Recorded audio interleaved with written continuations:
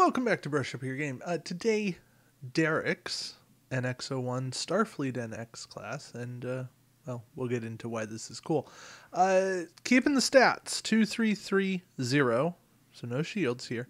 After performing an attack with your primary weapon, perform a speed 1, turn, bank, or straight maneuver. Full slate of actions for a Fed ship. 15 points, triple crew, and a weapon slot. I like it. I like it so far. Very reminiscent of like the Maquis, like a Chakotay being able to do an extra maneuver, but I like it. It's dodgy. It encourages you to bring as high a captain skill as you can get, because by doing that, you're going to be able to shoot and then get out of the way, hopefully, or at least to a further out range band from your opponent. Yeah.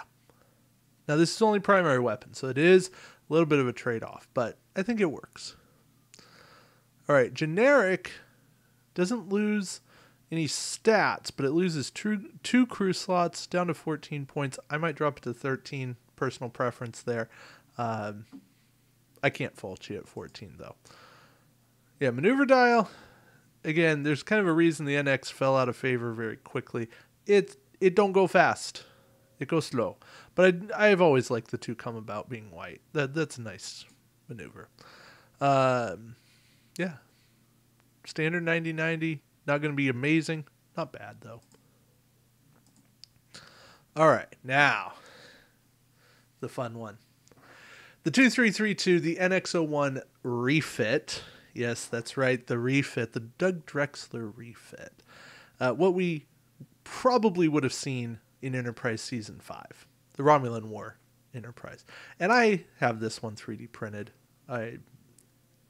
This is the beautiful Enterprise. I fell in love with this Enterprise. It is the start of the transition from NX to Constitution, and you can start to see that. But triple crew weapon tech. See, we're getting a tech more advanced here. You do not pay any faction penalty when deploying this is Starfleet, tech or weapon upgrades to this ship. And standard action bar stuff here. But the shields are nice. All right. And then we get the generic at 2331, losing a shield, of course. Losing some slots, losing 2 crew slots again, but only saving 1 point. Again, I might knock it down to 16, just because, well, not a ton going for it. Now, the maneuver dial here, it's losing some maneuverability. It doesn't have the 2 come about anymore. It's not as agile, but it does go faster. So we like that. We like the trade-off there. Well, at least I do. Again, 90-90. Still 90-90. We're not getting crazy. All right. Captain Archer. Friendly ships in range may treat their captain skill value as equal to yours. Now, that's only range 1, but I like that. We have never seen an ability like that. Personally, I'm a big fan of that. I like that a lot. When defending your ship and friendly ships in range, roll +1 defense die. Ooh, so that's a bit of it'll come to me when I'm done. Captain from Wrath of Khan that got kidnapped, but he's like skill 2 captain, gives out defense dice in this game. But for 4 points, a talent slot, what's not to like about this Archer? Probably the best Jonathan Archer we've got. T'Pol, and T'Pol is a captain and a crew. Let's talk captain first. Action, well, they're the same. Action, place 1 battle station token and 1 scan token beside your ship. Interesting take on Commander from Alliance. So battle station scan instead of battle station evade. I like that. But skill 7 captain, hard to argue there. Other than same skill as Archer, really? Might knock T'Pol down to skill 6. But 5 points, so then you'd have to change her to 4, but she's definitely a 5-point crew. I don't know, you could have a 5-point crew, 4-point captain. I don't know. Captains tend to get a bit more flexibility. Both provide a talent slot, which I do like. I like that variant. I don't know. It's that or bring Archer up to skill 8. I just feel like Archer should be should be a higher skill than T'Pol. But that's my personal preference. And, yeah. Malcolm Reed. Setup, place 2 time tokens, 2 evades, 2 scans, and 2 battle stations on this card. In the activation phase, remove 1 token from this card and place it beside your ship. If you cannot do so, discard this card. And so this has to do with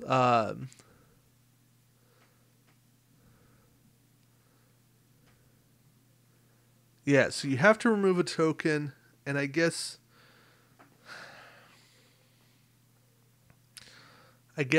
what Derek's after is in the first round you can pull off a time token. Then a second one comes off in the end phase. And at that point, then you have 6 rounds where you're pulling off meaningful tokens.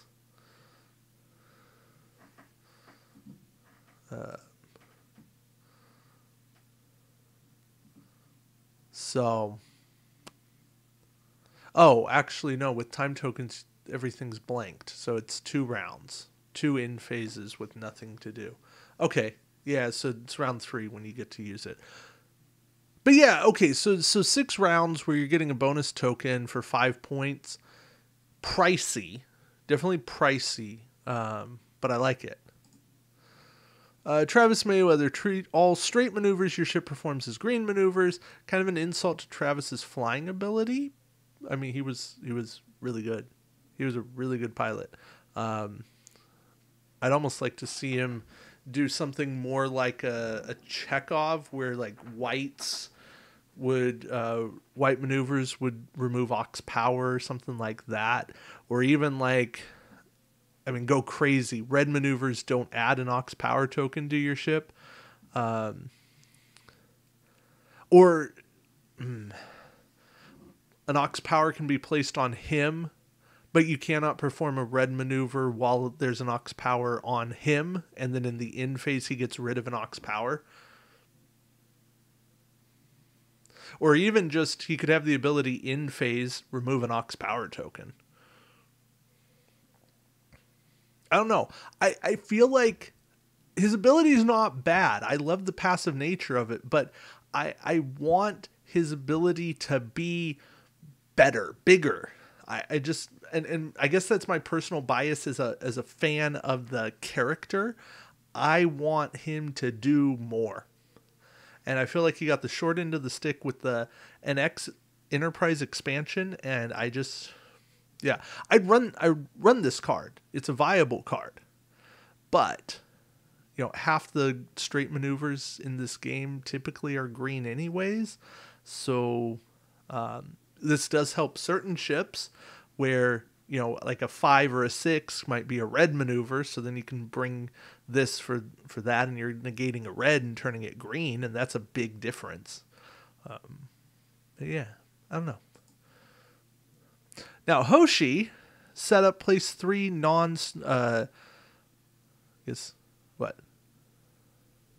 Earth? Starfleet? It's not Starfleet. Earth cards. Earth crew upgrades with a cost of 4 SP or less. Face down below this card. Action, discard this card. Choose one of the face down cards beneath this card. Deploy it to your ship, ignoring restrictions. Discard the remaining face down cards. So yeah, she is bringing crew in, but bringing them in later. Okay, I like that. And it does speak to her flair for linguistics, because she's bringing in non-Starfleet cards. Or non-Earth cards. I like it. Phlox, when you remove a disable token or the final time token from a crew upgrade, remove 1 disable or time token from another crew upgrade. Huh. I like that. I like that it's making your remove disable action better, or you just get a bonus time token removal, which is great. Now, I could see potential shenanigans where, let's say you had, going into the end phase, you have one upgrade with 1 time token, one upgrade with 2 time tokens, and one upgrade with 3 time tokens. So everything gets 1 removed. So now we're at 0, 1, 2. Phlox activates because you remove the last one. You take it off of the one with 1. So Phlox activates again, and now you pull another one off of the one with 2, and you're down to 1. So instead of what I think you might have been going for, which is get 1 extra each in phase, you might be in a situation where you can get 2 or 3. Now, granted, it's crew, and it's only crew. I'd probably be more worried if this was and weapons and tech. I don't think it's a big issue, and there's not tons of crew that play with time tokens. I think I'm okay with this, and I'm willing to let Phlox be pretty cool.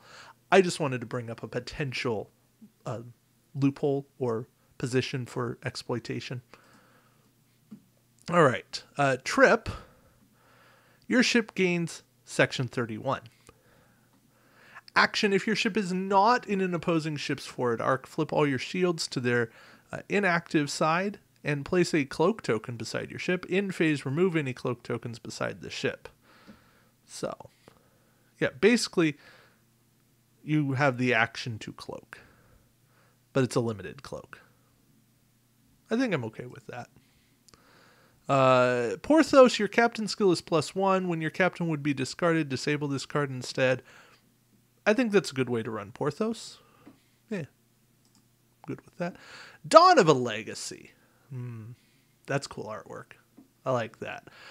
Elite talent, 4 points. When defending, compare results step. If the damage would be enough to destroy your ship, discard this card and cancel the attack before any damage is dealt. This upgrade may only be deployed to the Enterprise NX-01. Sounds fitting. I like it. We're good.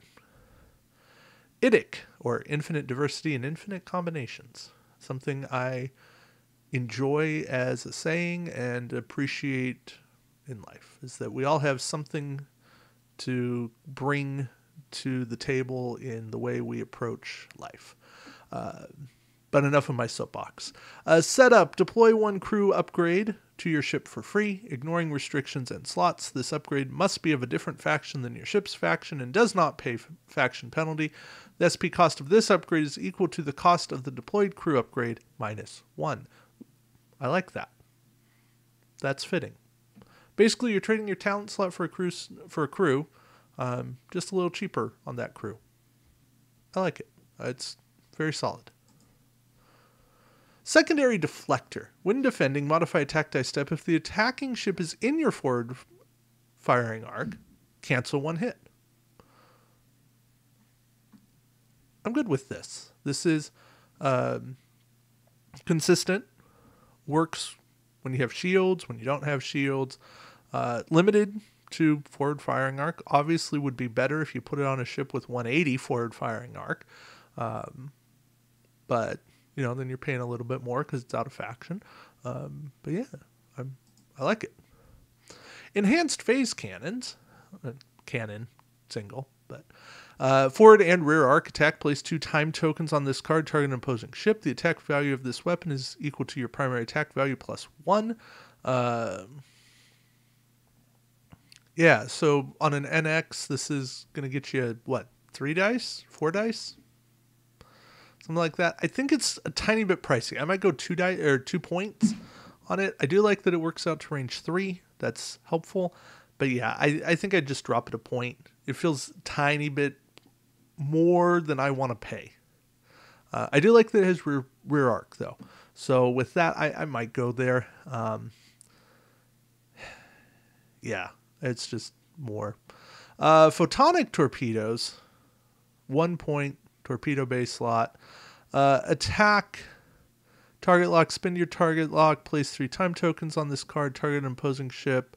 At range 1 to 2, convert 1 blank to a hit.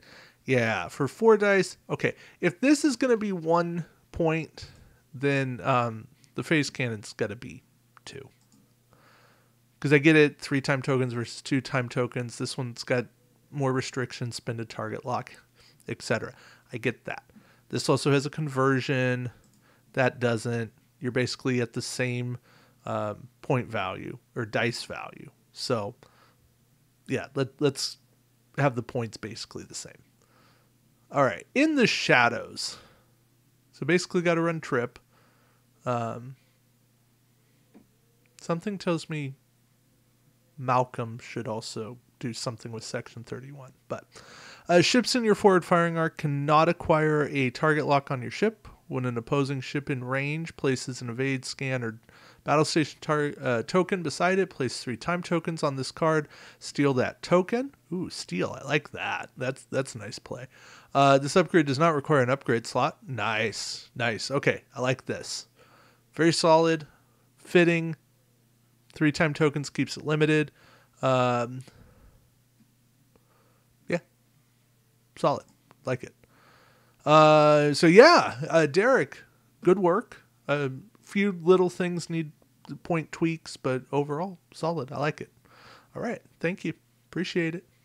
People, let them know what you think. Till next time, keep brushing up your game. Take care.